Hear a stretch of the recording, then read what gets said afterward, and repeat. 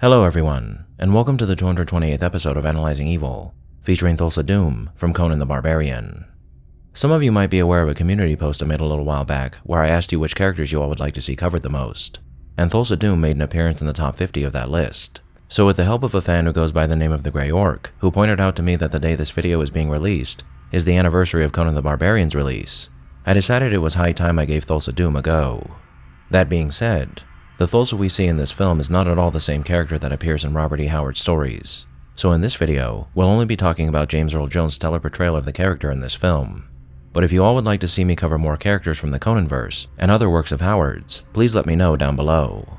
Now without further ado, let's begin. Conan the Barbarian doesn't so much rely on dialogue as it does on theme, score, and the actions of its characters to convey its messages and flesh out those characters, and Thulsa Doom is no different. Depicted as the 1,000-year-old head of the Serpentine cult of Set, Thulsa Doom is an imposing figure who projects an air of sinister gravitas and insidious cunning, who's as regal as he is despicable, which is only accentuated by his choice of clothing. When we're first introduced to him, and whenever we see him riding into battle, we find Thulsa wearing dark steel armor embossed with serpentine iconography, a long sable coat, and a helm featuring two serpents that resemble horns, along with a green gem and a moon-like scepter in the center, making for the perfect image of a dark conqueror who's come to lay waste to all before him. When not engaged in battle, Thulsa appears to us as one would expect the dark sorcerer high priest that he is would, with flowing robes inlaid with finery, and even a cowl that's reminiscent of what one might expect to find adorning the head of a shadowy pharaoh. Other than his haircut though, which only a man so commanding as James Earl Jones could pull off, the most striking aspect of his character is his eyes, which seem to be the source of much of his sorcerous power. The eyes of the serpent so charming that they're able to bend most they set their gaze upon to the will of Thulsa Doom. Though there are a few things Thulsa says that are very important to keep in mind when examining his character, as I said a moment ago, the real meat of what Conan the Barbarian is about can be found in the actions of its characters and its themes. Above all else, Thulsa Doom is a man who pursues power for power's sake, and all the pleasures that come with that power. He raids, pillages, and plunders to expand his own holdings and coffers, so he might play with the lives and property of others in any way he wishes. And he absorbs all he leaves living into his dreaded cult that commands all in its grasp to worship their dark leader. Villages burn, people die, and the living lose their freedom. That is the how and why of Thulsa Doom, and as many others have noted over the years, the actions of this man, while being those of your typical dark conqueror, are also grounded in the cultic. For Thulsa Doom, with his ability to wave his hand or speak but a few words to command the minds of thousands, shares much in common with famous cult leaders like Jim Jones, who also had such a powerful hold over his flock that he too could drive his faithful to take their own lives in the name of him and his vision. So when looking at the character of Thulsa Doom in the most straightforward sense, he is as evil as can be, a man who sunders and consumes everything he comes across simply for the sake of power, and power alone. A man who over his long life has likely seen the death and destruction of thousands, if not hundreds of thousands, or millions of innocents, as well as their homes. But when digging deeper into the thematic devices woven into this story, we discover that there is much more to Thulsa Doom than meets the eye. In the opening scene of this film, we're shown a slightly altered quote from Friedrich Nietzsche. "That which does not kill us makes us stronger." And it's in Nietzsche that we find director John Milius's direction for this film, as well as the true meaning of Thulsa Doom's character. The will to power and the concept of the Übermensch, or overman, are often cited as two of the most defining aspects of Nietzsche's philosophy. However, despite its status as a central theme of Nietzsche's work, the will to power was never concretely defined by Nietzsche in any of his works. But I have talked about this concept before in another video long ago, my episode on Max Cady from Cape Fear. And considering some of what I said then regarding these topics is applicable to this episode, I'm going to alter what I wrote down then in small ways to fit this video. However, as I said back then, I was not, and am still not, the world's most foremost authority on Nietzsche, nor even would I consider myself to be a minor authority on his works. But for what we're trying to accomplish here, these interpretations will suffice. But as I said then, I encourage you all to look into the works of Nietzsche on your own time and form your own opinions about his expansive writings. And if you prefer some assistance with that endeavor, I'll provide links to a few videos here on YouTube that I found helpful down in the description. With that out of the way, let's talk about the will to power. To gain a simple understanding of what Nietzsche himself meant by the will to power, I believe the following quote from Beyond Good and Evil provides us with all the answers we need. "Anything which is a living thing, and not a dying body, will have to be an incarnate will to power. it will strive to grow, spread, seize, become predominant, not from any morality or immorality, but because it is living, and because life simply is will to power. Exploitation belongs to the essence of what lives as a basic organic function. It is a consequence of the will to power, which is, after all, the will of life. In short, the will to power is the energy that drives all life, the desire within every living being to acquire power, so to speak, power to enforce one's own will and advance one's own position on and within the universe, while also gaining mastery over oneself. Now, the idea of the Übermensch, the overman, or as it's often referred, the Superman, can basically be summed up as the end goal of humanity, a prophesized future where the human race has evolved past what it is now to become another, highly advanced and perfected being, the Übermensch. It isn't supposed to be something that one can strive to be now, but rather something that all life should strive to contribute in creating, the end goal of humanity. Nietzsche described the human race as a bridge between our former animal selves and the Superman, and the will to power is the driving force behind the gradual evolution of mankind into this race of supermen. Now, these concepts apply to this film in many different ways, but as far as Thulsa's character goes, one of the primary ways they do is found in the riddle of steel. Fire and wind come from the sky, and they come from the gods of the sky, but Crum is your god, Crum, and he lives in the earth. Once giants lived in the earth, and in the darkness of chaos, they fooled Crum, and they took from him the enigma of steel. Crum was angered, and the earth shook, and fire and wind struck down these giants, and they threw their bodies into the waters. But in their rage, the gods forgot the secret of steel and left it on the battlefield, and we who found it are just men, not gods, not giants, just men, and the secret of steel has always carried with it a mystery. You must learn its riddle, Conan. You must learn its discipline, for no one in this world can you trust. Not men, not women, not beasts.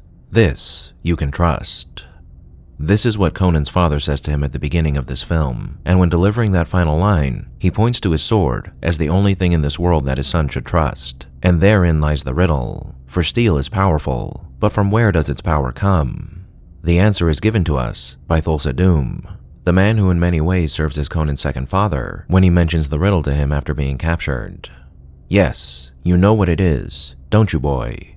Shall I tell you? It's the least I can do. Steel isn't strong, boy. Flesh is stronger. Look around you. There on the rocks, a beautiful girl. Come to me, my child.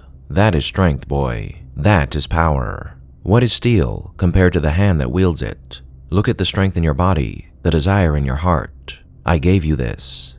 That is the answer to the riddle of steel. That tools, no matter how powerful, are just tools, and they do not give us power, but our own will, the drive to take up that steel and do with it as we will to change our fates and the fates of those around us. But though Thulsa Doom clearly holds much power within his hands, his power is but a lie, a carefully crafted one, but a lie still. And for deeper insight into why that is, as well as a segue into our discussion of the Übermensch and its application to Doom, take a listen to this excerpt from an article authored by David C. Smith back in 1996. Despite its modification of Conan into a Nietzschean, Hyperborean age proto-samurai, John Milius's Conan the Barbarian succeeds superbly as Howardian heroic fantasy, and of course as generic sword and sorcery, because Milius himself is thoroughly at home with the pagan worldview of Howard's fiction. Milius understands the conventions and motifs fundamental to Western heroic mythology. They are, after all, the material from which he has crafted his own screenplays and movies. He appreciates the sentiments inherent in heroic fantasy, the keenness of life lived from moment to moment in perilous circumstances, the inherent dignity of the individual who lives life on his own terms, a heart-deep sense of aloneness, and the integrity that comes from it. And although the element of fantasy was new to Milius with this movie, and is a device he has not used since, he was equal to integrating it into the structure of Conan the Barbarian. In Robert E. Howard's stories, sorcery is the expression of ungoverned or unnatural forces, an affront to be held in check, and Conan's reaction when confronted by sorcery is one natural to the primitive. Run away, get out of the way, or, if that is not possible, meet it head on and kill it, or go down trying. Milius, using sorcery as a dramatic device within the practical restraints of a self-contained motion picture scenario, in contrast with Howard's open-ended series of picturesque short stories, shrewdly portrays Conan in Thulsa Doom not simply as warrior and sorcerer, or as hero and villain, not just as created and creator, but as life forms for whom coexistence is manifestly impossible. by developing a dramatic situation, one with eerie Oedipal undercurrents, in which Thulsa Doom is indirectly responsible for Conan's very existence, and thereby a figurative father, responsible for inviting his own death at the hands of his putative son. Milius makes of Howard's exotic Hyperborean milieu a formal and very carefully structured stage for pitting the new order against the old, for presenting Conan's successful revenge as the ascension of Nietzsche's triumphant Übermensch. Conan is man, humanity at the pinnacle, the embodiment of the greatest that can be achieved, the survival of the fittest, a keen mind in a superlative body, and that body a physical mechanism mastered by and answerable to a supremely trained will. Thulsa Doom, by contrast, is the lowest, the animal indeed, the reptile, that which we have left behind in our rise toward humanness. He is the gutter. He is a cannibal.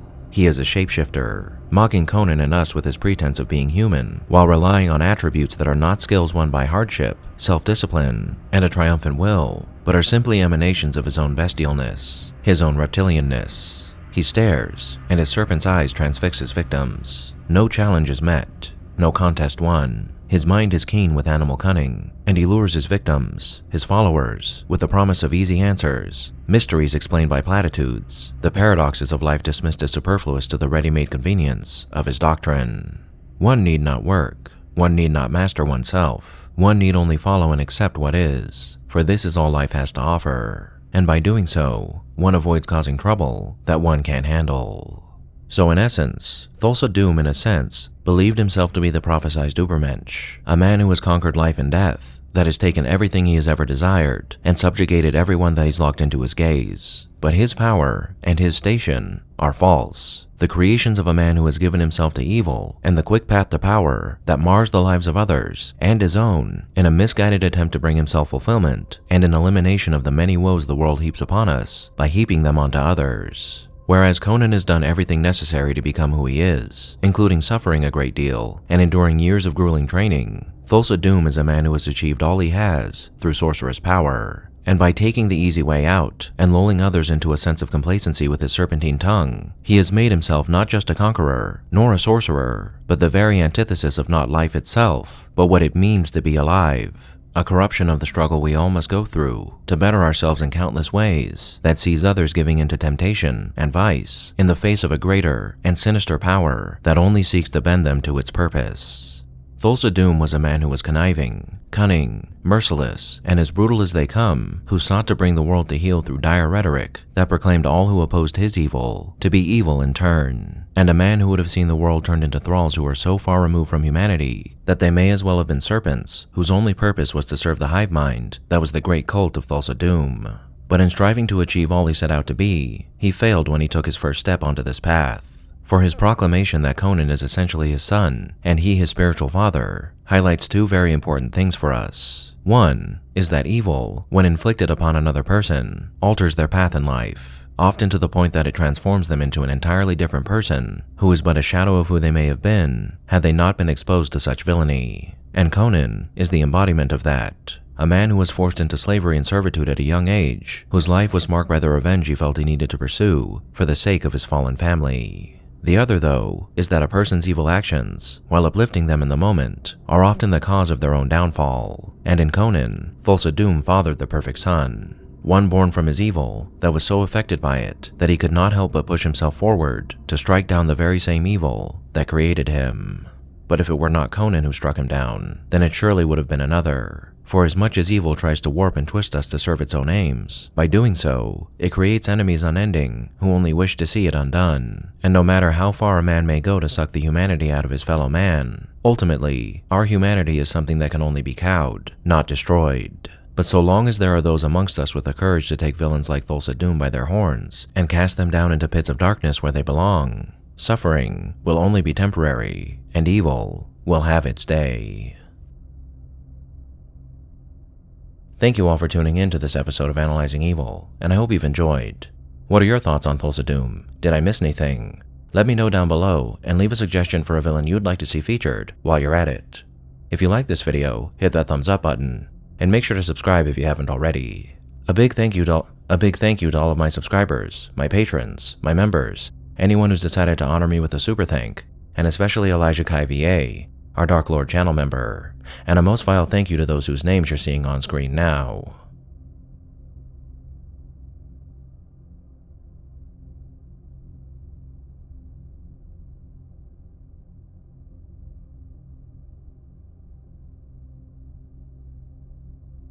Join the channel's Discord server and subreddit to interact with myself and the community, and follow me on the social media platforms listed below to keep up with the channel. As always, thanks for watching, and I'll be seeing you soon.